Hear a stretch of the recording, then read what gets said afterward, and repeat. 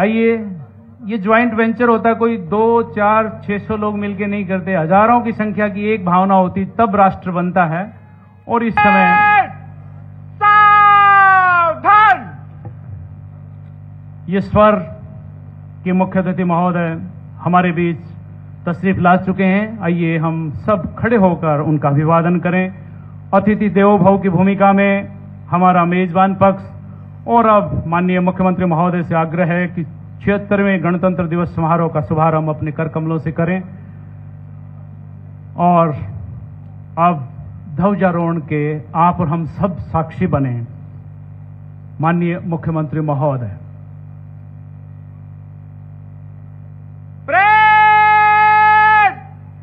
राष्ट्रीय सल्यूट!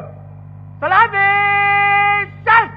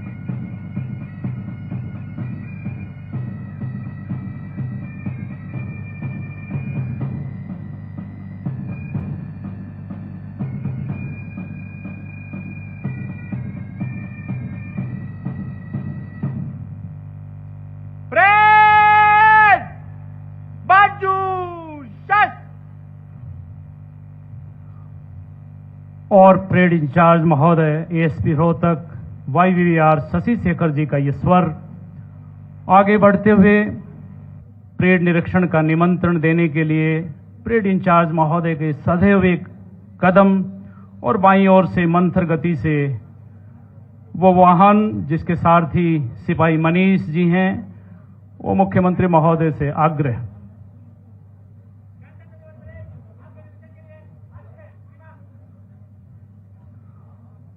गणतंत्र दिवस परेड के लिए आप सादर आमंत्रित हैं श्रीमान। हमारे मुख्यमंत्री महोदय जो जाने जाते हैं अपनी विनम्रता, शालीनता और समर्पण के लिए, वो आज परेड निरीक्षण के लिए इस त्रिवेणी के साथ प्रस्थान करते हुए और सलामी मंच पर लहराता हुआ, इठलाता हुआ ये तिरंगा प्रतीक है हमारी राष्ट्रीय एकता और अखंडता का। ये तिरंगा प्रहरी है शौर्य, त्याग और खुशहाली का। ये तिरंगा संवाहक है बलिदान, शांति और समृद्धि का। हमारी राष्ट्रीय आन बान और शान है ये तिरंगा। और आज अनायास शायर श्यामलाल पार्षद याद आते हैं कि इसकी शान न जाने पाए, चाहे जान भले ही जाए, विजयी विश्व तिरंगा प्यारा, झंडा ऊंचा रहे हमारा। और रेवाड़ी के शायर बकौल श्री सुनेजा, बहती रहे ये गंगा, ऊंचा रहे तिरंगा, माटी ने साज छेड़ा, अंबर ने गीत गाया, गणतंत्र दिवस आया, गणतंत्र दिवस आया। आप सभी को 76वें गणतंत्र दिवस की बहुत बहुत शुभकामनाएं। और अब माननीय मुख्यमंत्री महोदय का परेड निरीक्षण परिसर में शुभागमन करीब 1 दर्जन टुकड़ियों की सज धज देखते ही बनती है। सेवा, सुरक्षा और सहयोग की त्रिवेणी हरियाणा पुलिस की कुछ विशिष्ट टुकड़ियां, विश्व के सबसे बड़े युवा संगठन NCC का प्रेरक प्रतिनिधित्व, अपने गठन की प्लेटिनम जुबली मना चुके स्काउट गाइड की उपस्थिति और 14वां मतदाता दिवस मना चुके प्रजातंत्र के प्रहरी। इस समय माननीय मुख्यमंत्री महोदय हरियाणा पुलिस और महिला पुलिस की टुकड़ियों के सामने से गुजरते हुए इन टुकड़ियों में तीसरी टुकड़ी आप देख पा रहे हैं जिसके सामने से माननीय मुख्यमंत्री महोदय का ये काफिला गुजर रहा है। हमारी मेहमान टुकड़ी है उत्तराखंड पुलिस और उसके साथ हमारी दुर्गा शक्ति रेवाड़ी, दुर्गा शक्ति रोहतक, मधुबन एकेडमी की हमारी खास टुकड़ियां, एनसीसी सीनियर और जूनियर्स के हमारे भावी सैन्य अधिकारी और उनके साथ नन्हे मुन्ने बच्चे जो अपनी बारी की प्रतीक्षा करते हुए माननीय मुख्यमंत्री महोदय को बहुत करीब से निहारने का उनका जज्बा, जोश और जुनून देखते ही बन रहा है, जिसमें जवाहर नवोदय की हमारी बेटियां, PM Shri Rewari government girls की गर्ल्स गाइड, सैनिक स्कूल का एनसीसी ट्रूप, केएलपी कॉलेज के एनसीसी कैडेट्स और गवर्नमेंट कॉलेज फॉर वुमेन की हमारी बेटियां एनसीसी में हैं और उन सब के बीच से गुजरते हुए माननीय मुख्यमंत्री महोदय आज रेवाड़ी में 1 माह के अंतराल पर दूसरी बार उनका पदार्पण और 100 दिन के ऐतिहासिक कार्यकाल में उन्होंने चुनावी घोषणाओं को धरातल पर उतारने का प्रेरक पहल और कार्य किया है। आप जनपक्षीय राजनीति के पक्षधर पोषक और सजग प्रहरी के रूप में जाने जाते हैं और इस समय गर्ल्स गाइड की बेटियों को शुभाशीष देते हुए माननीय मुख्यमंत्री महोदय वरिष्ठ नागरिकों से, रेवाड़ी के सामाजिक कार्यकर्ताओं से रूबरू होते हुए पुनः मुख्य मंच की ओर अग्रसर होते हुए वो जाने जाते हैं।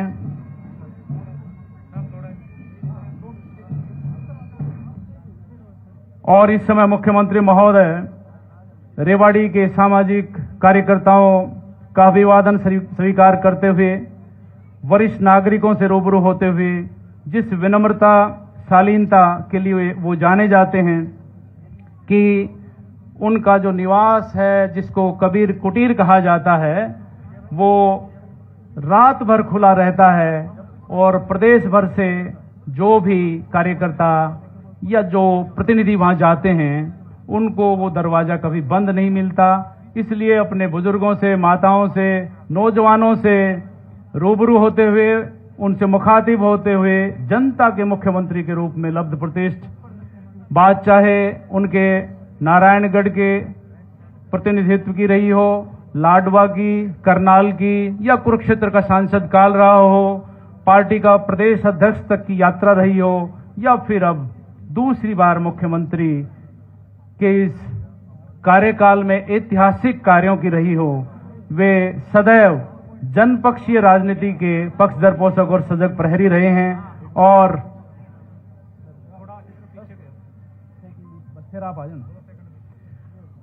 और इस समय प्रेस गैलरी के सामने से गुजरते हुए माननीय मुख्यमंत्री महोदय, जिनके बारे में कहा जा सकता है कि मंजिल पर आ पहुंचे लोग, अपनी धुन के पक्के लोग, बस अफसानों में मिलते हैं, इतने सीधे सच्चे लोग, इतने सीधे सच्चे लोग। उनकी विनम्रता, उनकी शालीनता और उनका कार्य के प्रति समर्पण हम सब के लिए प्रेरणा पक्ष कहा जा सकता है। आज इस प्रांगण में हैं, कल उन्होंने अपना जन्म दिवस अपने सफाई योद्धाओं के बीच नाश्ते से मनाया। ये किसान पुत्र होने का उनका बड़प्पन है, माटी से जुड़ाव उनके व्यक्तित्व में नजर आता है। और अब परेड इंचार्ज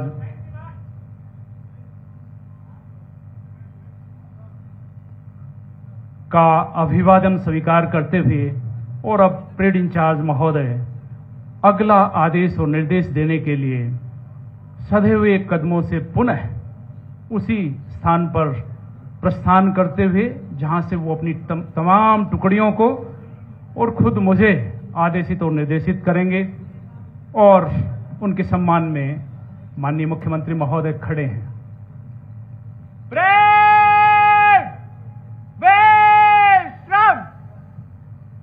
बहुत बहुत आभार परेड इंचार्ज महोदय। और मैं माननीय मुख्यमंत्री महोदय से आग्रह करूंगा कि प्रदेश वासियों के नाम अपना शुभ संदेश इस पावन मंच से रखें। माननीय मुख्यमंत्री महोदय।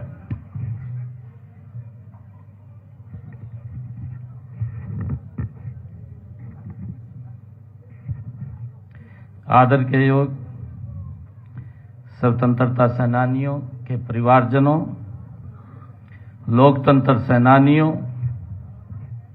और हरियाणा परिवार के मेरे सभी भाइयों बहनों, माताओं, आदरणीय बुजुर्गों, नौजवान साथियों और प्यारे बच्चों, मैं आज आप सभी को 76वें गणतंत्र दिवस की बहुत बहुत बधाई और शुभकामनाएं देता हूं।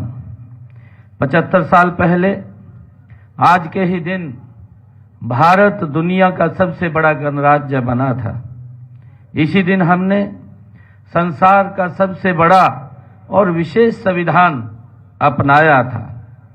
आज ही के दिन हमें भारतीय जनता को गणतंत्र के रूप में स्वशासन की सर्वोच्च शक्ति मिली थी। साथियों, आज का यह गणतंत्र दिवस हमें याद दिलाता है कि हमारा यह प्यारा भारत राष्ट्र अपने अंदर अनेक धर्मों, जातियों, भाषाओं, वेशभूषाओं, खान पान और संस्कृति को समेटते हुए यह केवल विविधता में एकता का उदाहरण है। पूरे विश्व के लिए भी गणतंत्र की एक मिसाल है। हमारी इसी सांस्कृतिक विरासत का एक उत्सव इन दिनों प्रयागराज में महाकुंभ के रूप में पूरी दुनिया को देखने को मिल रहा है। इस समय मुझे एक कविता की कुछ पंक्तियां याद आ रही हैं। गोद खेलती नटखट नदियां पावन यमुना गंगा हैं, चंदन की माटी से महके मातृभूमि की को वंदन है। कोटि कोटि भारत वालों का सुंदर सा यह नंदन है।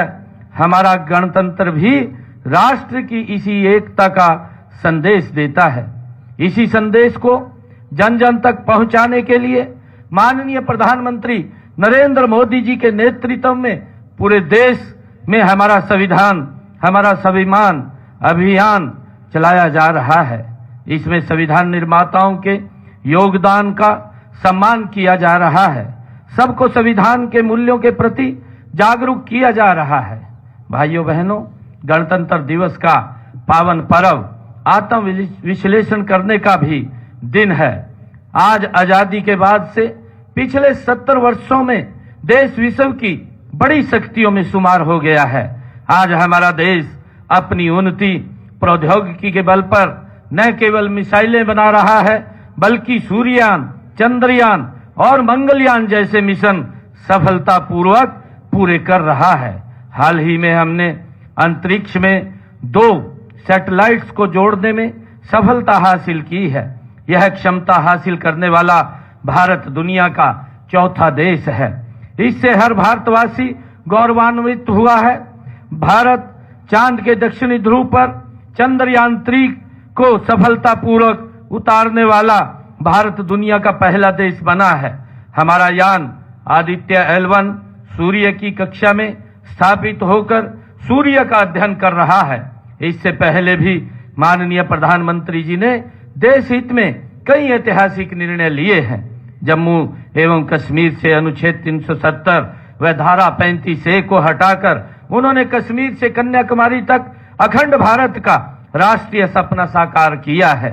अयोध्या में भगवान श्री राम के भव्य मंदिर की स्थापना करवाकर करोड़ों देशवासियों की आस्था को मजबूत किया है। इनके अलावा सर्जिकल व एयर स्ट्राइक, 1 रैंक 1 पेंशन, नागरिकता संशोधन कानून, 3 तलाक की कुप्रथा से मुक्ति, बेटी बचाओ बेटी पढ़ाओ अभियान आदि अनेक युग परिवर्तनकारी कदम उठाए गए हैं। मुझे खुशी है कि पहले गणतंत्र दिवस से लगभग 2.5 साल पहले हमने आजादी की खुली हवा में सांस ली थी। यह आजादी हमें अनेक वीरों की शहादत व स्वतंत्रता सेनानियों के संघर्ष से मिली थी।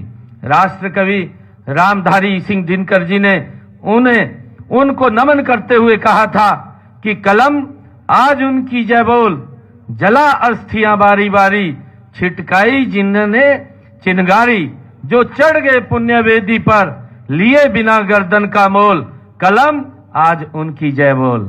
हम सब के लिए यह गर्व की बात है कि स्वतंत्रता आंदोलन में हरियाणा वासियों ने अग्रणी भूमिका निभाई थी। 1857 की क्रांति तो अंबाला छावनी से शुरू हुई थी। नई पीढ़ियों को प्रेरित करने के लिए अंबाला छावनी में 538 करोड़ रुपए की लागत से स्वतंत्रता संग्राम स्मारक का निर्माण भी अंतिम चरण में है। हमारा परम कर्तव्य है कि हम मातृभूमि के लिए जान न्यौछावर करने वाले शहीदों के परिवारों, उनके आश्रितों को संबल बने। इसीलिए हरियाणा सरकार ने स्वतंत्रता सेनानियों, उनकी विधवाओं की पेंशन बढ़ाकर 40,000 रुपए मासिक की है।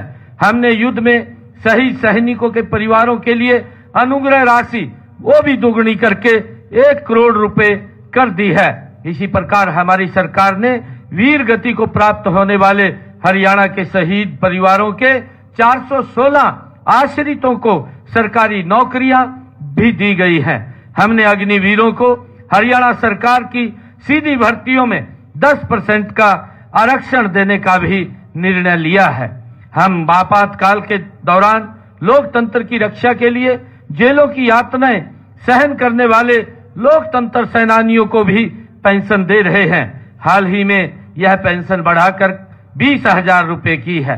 भाइयों बहनों, गणतंत्र दिवस पर मुख्यमंत्री के रूप में ध्वजारोहण का यह मेरा पहला अवसर है।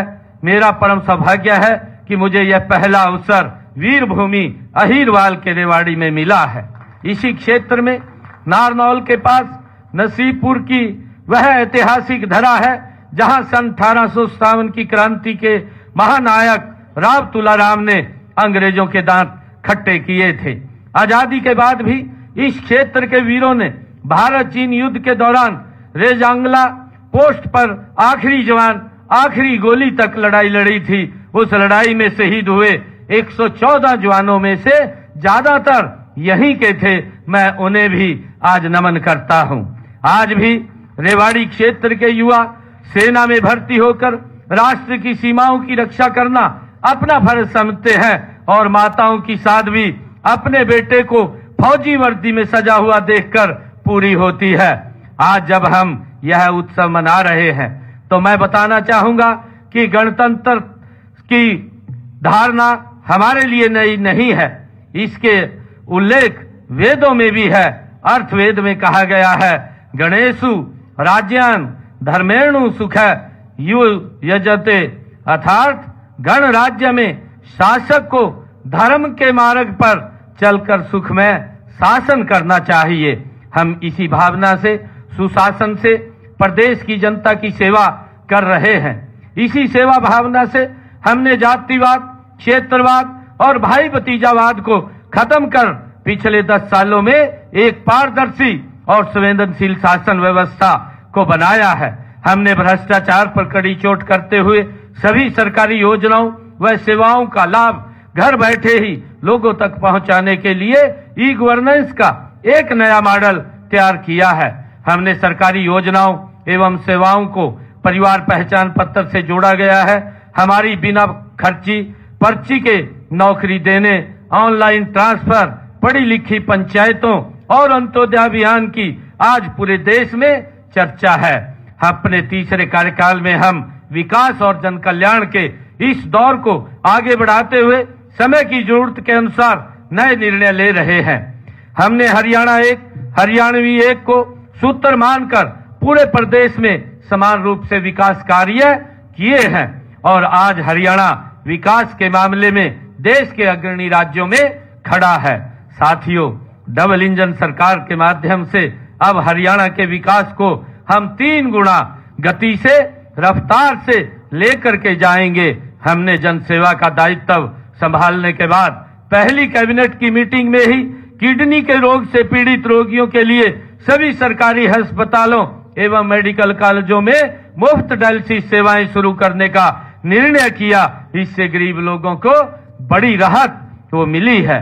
प्रदेश के हर व्यक्ति को स्वास्थ्य सेवाएं देने की दिशा में एक और कदम बढ़ाते हुए हमने आयुष्मान भारत चिरायु योजना में 70 साल से अधिक आयु के सभी बुजुर्गों के लिए भी 5 लाख रुपए सालाना की मुफ्त इलाज की सुविधा वो शुरू की है। हर जिले में एक मेडिकल कॉलेज के लक्ष्य की ओर आगे बढ़ते हुए संत सरसाईनाथ मेडिकल कॉलेज सिरसा का भूमि पूजन वो किया गया है। माननीय प्रधानमंत्री श्री नरेंद्र मोदी जी ने ईएसआई मेडिकल कॉलेज फरीदाबाद में 500 बेड के अस्पताल की आधारशिला रखी है। हमने प्रदेश के 83 उप स्वास्थ्य केंद्रों और 22 ब्लॉक पब्लिक हेल्थ यूनिट्स के निर्माण की मंजूरी भी दी है। साथियों, हमने सबसे गरीब के उत्थान के लिए कई योजनाएं चलाई हैं। हमने सबसे पहले गरीब का ध्यान किया है और आज गरीब से गरीब व्यक्ति तक योजनाओं का लाभ पहुंच रहा है। अंत्योदय हमारा संकल्प भी है और लोगों की सेवा करने का सूत्र भी है। पिछड़ा वर्ग की लंबे समय से मांग थी कि उनकी क्रीमीलेयर आय सीमा बढ़ाई जाए। हमने इस आय सीमा को 6 लाख से बढ़ा करके 8 लाख रुपए कर दिया है। पिछड़ा वर्ग बी को पंचायती राज संस्थाओं में, शहरी स्थानीय निकायों में आरक्षण भी दिया गया है। हमने राज्य में अनुसूचित जातियों के आरक्षण को वर्गीकरण में मुख्य धारा में आने से वंचित रह गई अनुसूचित जातियों को उनका अधिकार देने का काम हमारी सरकार ने किया है। किसी को भी आने जाने में धन की समस्या आड़े न आए, इसके लिए हमने हैप्पी योजना शुरू की है। गरीब परिवार अब रोडवेज की बसों में सालाना 1000 किलोमीटर तक मुफ्त में यात्रा कर रहे हैं। मुख्यमंत्री विवाह शगुन योजना के तहत गरीब परिवारों की बेटियों की शादी पर 71,000 रुपए तक का सुगन दिया जाता है। गरीबों के सर पर छत उपलब्ध कराने के लिए प्रधानमंत्री आवास योजना के तहत 47,573 मकान बनाए गए हैं। इसके अलावा लगभग 14,000 मकान बनाए जा रहे हैं।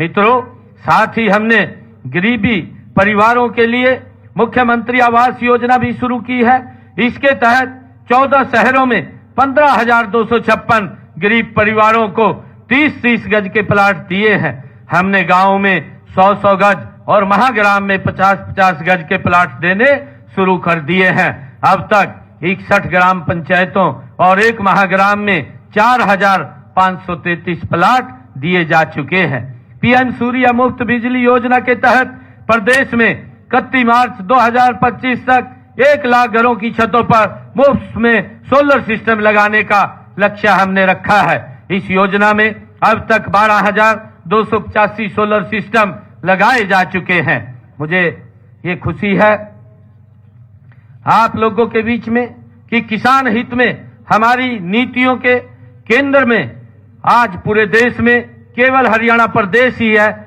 जो किसान की सभी 24 फसलें की खरीद न्यूनतम समर्थन मूल्य पर कर रहा है। अब तक 12 लाख किसानों के खाते में फसल खरीद के 1,25,000 करोड़ रुपए भी डाले जा चुके हैं। भाइयों बहनों, आप जानते हैं कि पिछले साल खरीफ सीजन में बारिश देर से हुई, इस कारण मेरे किसान भाइयों को फसल की बुआई के लिए सिंचाई व दूसरे इंतजामों पर अतिरिक्त खर्च करना पड़ा। हमने अपने अन्नदाता की इस पीड़ा को समझा और 2,000 रुपए प्रति एकड़ की दर से बोनस के रूप में किसानों के खाते के अंदर पहुंचाने का काम ये हमने किया है। हमने अंग्रेजों के जमाने से चले आ रहे अभियान को भी जड़ से खत्म कर दिया है। साथ ही 133 करोड़ रुपया पिछली जो बकाया राशि थी उसको भी माफ कर दिया है। हमने खेतों से गुजरने वाली बिजली की हाई टेंशन लाइनों के लिए मुआवजा नीति बनाई है। इसमें टावर एरिया की जमीन के लिए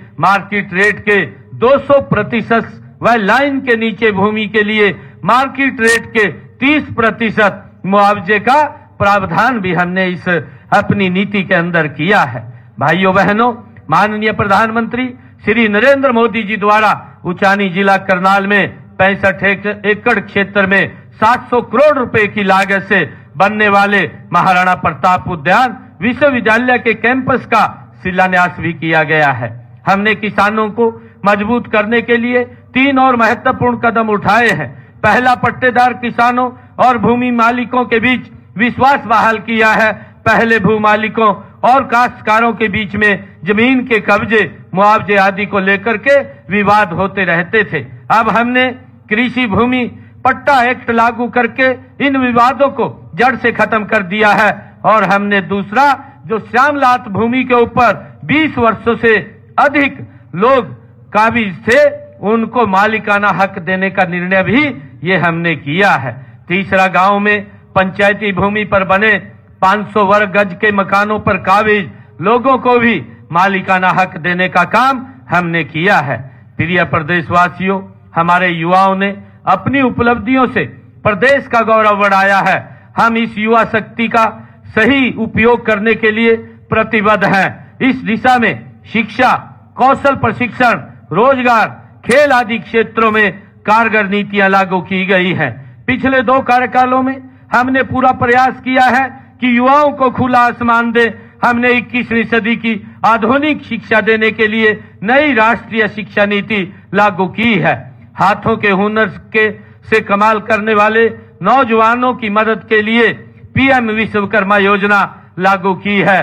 प्रदेश के युवाओं को स्किल से जोड़ने के लिए राज्य में देश का पहला श्री विश्वकर्मा विश्वविद्यालय भी खोला गया है। हमने युवाओं को बिना पर्ची खर्ची के 1,71,000 से अधिक सरकारी नौकरियां दी हैं। हमने अपने तीसरे कार्यकाल में 2 लाख युवाओं को पक्की सरकारी नौकरियां देने का वो लक्ष्य रखा हुआ है और हम इससे हर साल पूरा करेंगे। पहले की सरकारों में कैसे ठेकेदारों के हाथों हमारे युवाओं का शोषण होता था, हमने उनको शोषण से बचाने के लिए कानून बनाकर युवाओं के भविष्य की भी सुरक्षित किया है। अब रिटायरमेंट की उम्र तक उन्हें कोई हटा नहीं पाएगा। युवाओं को डंकी रूट से विदेश भेजने वाले लोगों की जालसाजी से बचाने के लिए विदेश सहयोग विभाग बनाया गया है। अब युवाओं के कॉलेज में ही निःशुल्क पासपोर्ट बनाए जा रहे हैं। अब तक 35,000 से अधिक युवाओं के पासपोर्ट बनाए जा चुके हैं।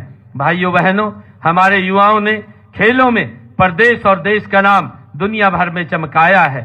हमारे ऐसे 11 प्रतिभाशाली खिलाड़ियों को माननीय राष्ट्रपति श्रीमती द्रौपदी मुर्मू जी द्वारा हाल ही में सम्मानित किया गया है। इनमें से एक खिलाड़ी को मेजर ध्यानचंद खेल रत्न अवार्ड, 10 खिलाड़ियों को अर्जुन अवार्ड, एक कोच को द्रोणाचार्य अवार्ड से सम्मानित किया गया है। मैं इन सब खिलाड़ियों, इनके माता पिता व प्रशिक्षकों को बहुत बहुत बधाई और शुभकामनाएं देता हूं।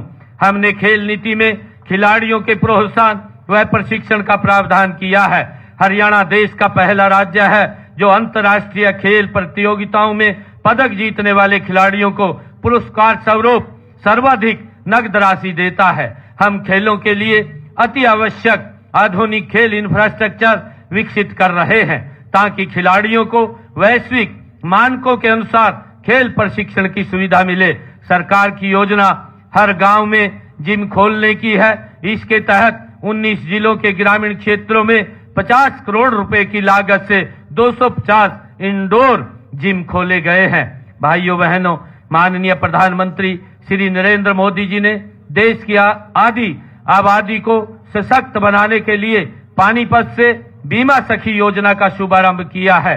हमने माननीय प्रधानमंत्री जी की प्रेरणा से महिला उत्थान के लिए कई योजनाएं शुरू की हैं। बेटी बचाओ बेटी पढ़ाओ अभियान के तहत राज्य की सभी महिला सरपंचों को संबंधित ग्राम का ब्रांड एम्बेसडर बनाने का निर्णय भी हमने लिया है। हमने पंचायती राज संस्थाओं में महिलाओं को 50% प्रतिनिधित्व दिया है। गरीब महिलाओं को अपनी रसोई चलाने के लिए हर महीने केवल 500 रुपए में गैस सिलेंडर दिया जा रहा है। यह लाभ प्रदेश के 13 लाख से अधिक परिवारों को आज मिल रहा है। प्रदेश के 5 लाख महिलाओं को लखपति दीदी बनाने का लक्ष्य रखा है। अब तक हमने 2 लाख महिलाओं को लखपति दीदी बनाने का काम किया जा चुका है। भाइयों बहनों, हमने ड्रोन दीदी योजना के प्रथम चरण में 5,000 महिलाओं को ड्रोन पायलट का मुफ्त प्रशिक्षण देने का लक्ष्य रखा है। इस योजना में 8 लाख रुपए तक की कीमत का ड्रोन मुफ्त दिया जा रहा है। अब तक 100 महिलाओं को हमने मुफ्त ड्रोन दिए जा चुके हैं। हमने प्रदेश में 79 कॉलेज खोले हैं। इनमें से 30 लड़कियों के लिए हैं। लड़कियों की सुरक्षा के दृष्टिकोण से हमने उनके लिए हरियाणा रोडवेज की बस सेवाएं शुरू की है ताकि उन्हें किसी प्रकार की परेशानी का सामना ना करना पड़े। आदरणीय प्रदेशवासियों, महिलाओं के लिए आजीविका के अवसर बढ़ाने के लिए 1/3 राशन डिपो महिलाओं को देने का प्रावधान ये किया गया है। अटल किसान मजदूर कैंटीन व वीटा बिक्री केंद्रों का संचालन भी महिलाओं को सौंपा गया है। भाइयों बहनों, उद्योग हमारी अर्थव्यवस्था का मूल आधार है। किसी भी प्रदेश में औद्योगिक निवेश के लिए पहली जरूरत है अमन चैन का माहौल, दूसरी जरूरत है उच्च कोटि का इंफ्रास्ट्रक्चर और तीसरा सरकार द्वारा उद्योगों के लिए हर संभव सहायता। हमने हरियाणा के औद्योगिक विकास को गति देने के लिए ईज ऑफ डूइंग बिजनेस का एक इकोसिस्टम तैयार किया है। हमने प्रमाण पत्र, लाइसेंस और अनुमति देने में अड़चन पैदा करने वाले अनेक नियमों और प्रक्रियाओं को खत्म कर दिया है। आज हरियाणा में निवेशकों को 150 से अधिक सेवाएं ऑनलाइन प्रदान की जा रही हैं और उन्हें सभी स्वीकृतियां 12 दिनों में देना सुनिश्चित किया गया है। आज हरियाणा देश विदेश के निवेशकों की पहली पसंद बन गया है। गत 10.25 वर्षों में प्रदेश में 7,66,000 सूक्ष्म लघु व मध्यम उद्योग लगे हैं तथा इनमें 39 लाख लोगों को रोजगार मिला है। भाइयों बहनों, व्यापारी भाइयों का भी प्रदेश के विकास में महत्वपूर्ण स्थान है। हमने उनके हित के लिए अनेक कदम उठाए हैं। उनके लिए चलाई जा रही योजनाएं ऑनलाइन कर दी गई हैं। व्यापारियों व करदाताओं की सुविधाओं के लिए हमने यहीं रेवाड़ी में 29 करोड़ रुपए की लागत से कर भवन का निर्माण किया गया है। प्रदेश में सभी 27 जीएसटी कार्यालयों में जीएसटी सुविधा केंद्र शुरू किए गए हैं। राज्य में खरीफ वर्ष 2024-25 के दौरान प्रदेश में कस्टम मिल्ड राइस डिलीवरी के लिए सभी राइस मिलर्स को 31 अगस्त 2024 तक 62 करोड़ 58 लाख रुपए प्रोत्साहन राशि के रूप में बोनस के रूप में दिया जा चुका है। प्राकृतिक आपदा में व्यापारियों के जान व माल के नुकसान की भरपाई के लिए संशोधित मुख्यमंत्री व्यापारी क्षतिपूर्ति बीमा योजना शुरू की है। प्रधानमंत्री लघु व्यापार मानधन योजना के तहत खुदरा विक्रेता और दुकानदारों के लिए मासिक पेंशन सुनिश्चित की गई है। भाइयों बहनों, हम मानते हैं कि प्रदेश के विकास का मार्ग गांव की गलियों से होकर गुजरता है। इसमें तेजी लाने के लिए हमने ग्राम पंचायतों को अधिक अधिकार दिए हैं। ग्राम पंचायतों द्वारा काम करवाने की लिमिट बढ़ाकर 21 लाख रुपए वो की गई है।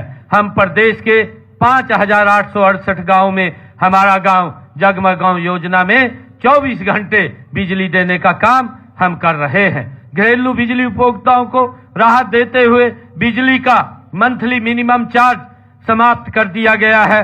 हमने संपत्तियों के सालों चलने वाले विवादों को खत्म करने के लिए गांवों को लाल डोरा मुक्त कर दिया गया है। आज हर ब्लॉक के 10 सबसे अधिक आबादी वाले गांव में स्ट्रीट लाइटें लगाई जा रही हैं। अब तक 283 गांव में स्ट्रीट लाइटें लगाने का काम पूरा हो चुका है। वह 179 गांव में प्रगति पर है। भाइयों बहनों, हमने शहरी स्थानीय निकायों की शक्तियों के विकेंद्रीकरण के लिए भी कई कदम उठाए हैं। हमने मेयर के चुनाव को प्रत्यक्ष करवाना शुरू किया है। गुरुग्राम, फरीदाबाद, सोनीपत, हिसार और पंचकुला के विकास के लिए मेट्रोपॉलिटन डेवलपमेंट अथॉरिटी का भी गठन किया गया है। पीएम ई बस सेवा परियोजना के तहत हरियाणा के 7 शहरों फरीदाबाद, गुरुग्राम, हिसार, रोहतक, पानीपत, करनाल और यमुनानगर के लिए 550 बसें स्वीकृत की गई हैं। साथियों, आज हरियाणा समृद्धि की एक नई परिभाषा लिख रहा है।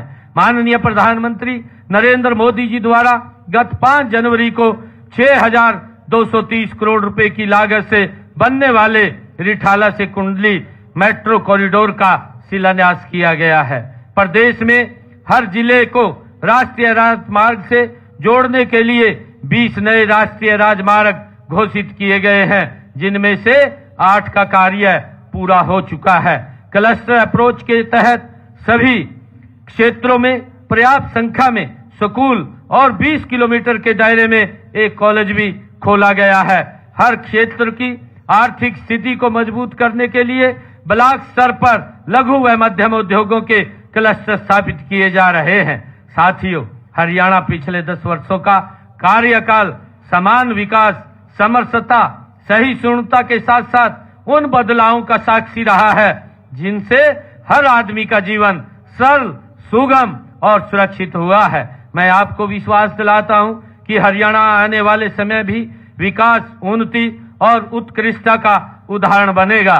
मैं अंत में पुनः रेवाड़ी की इस भूमि से अपने पूरे हरियाणा परिवार को 76वें गणतंत्र दिवस की हार्दिक बधाई और शुभकामनाएं देता हूं। आइए आज गणतंत्र के इस पावन पर्व पर हम अपनी महान सांस्कृतिक परंपराओं और उच्च नैतिक मूल्यों पर चलते हुए देश व प्रदेश को अधिक स्वच्छ, स्वस्थ, समृद्ध, सशक्त व विकसित बनाने के लिए कठोर परिश्रम करने का संकल्प लें। मुझे कवि के इन शब्दों के साथ अपनी वाणी को मैं विराम देता हूं।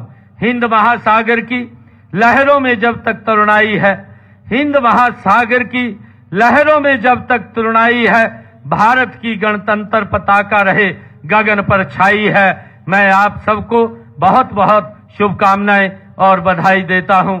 जय हिंद, जय भारत, जय भारत मां।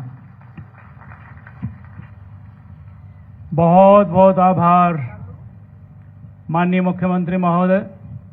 और अब उन्होंने सही